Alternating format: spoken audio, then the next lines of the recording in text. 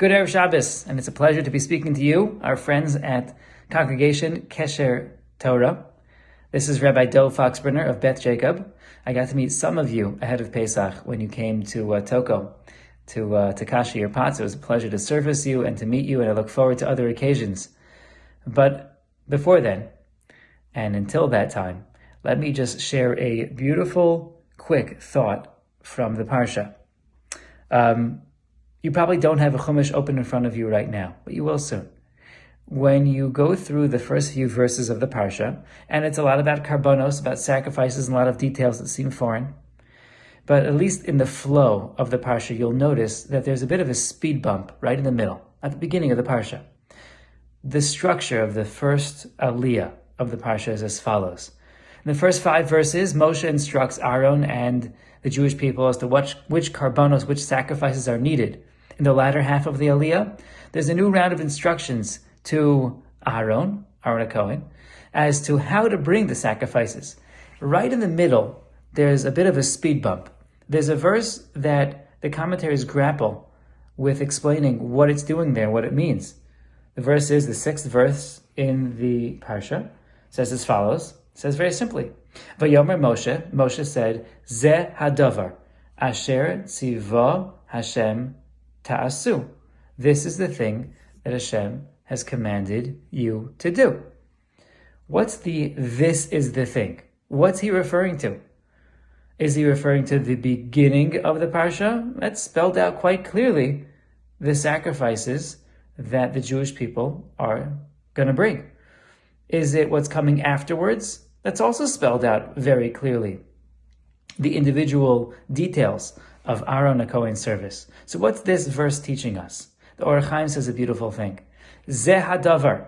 This is the matter that God commanded you to do. What's this? Well, if I would tell you, and that's what I meant to say, well, you would obviously refer back to what I just said. So when the Torah says, this is the matter that Hashem has commanded you to do, what it's telling us is just look back up one verse. The last verse, the last few words, the Torah says that the Jewish people brought their sacrifices, Vayamdu lifnei Hashem, and they stood before Hashem. Sometimes in the course of the service of God, in the course of life in general, it could be confusing. Are we doing the right thing? Are we in the right place? Are we coming? Are we going? Is it Pesach? Is it after Pesach? Did we count the Omer yet? Did we not count the Omer? Can I ask my friend if I can count or not? How do I do that in the right way? There's a lot of details. A lot of details surrounding the sacrifices in the Parsha. A lot of details surrounding our religious life. And there could be moments in which we don't feel like ourselves, like we're standing in the right place. The verse is telling the Jewish people, right in the middle of the whole thing, right in the middle of all the details, you're in the right place. You are where you need to be. Vayamdu lifnei Hashem. You're standing before God. Says Moshe, Zeh hadavar, asher tziva Hashem ta'asu. This is the matter that Hashem wants of you. You're in the right place. You're in the right time.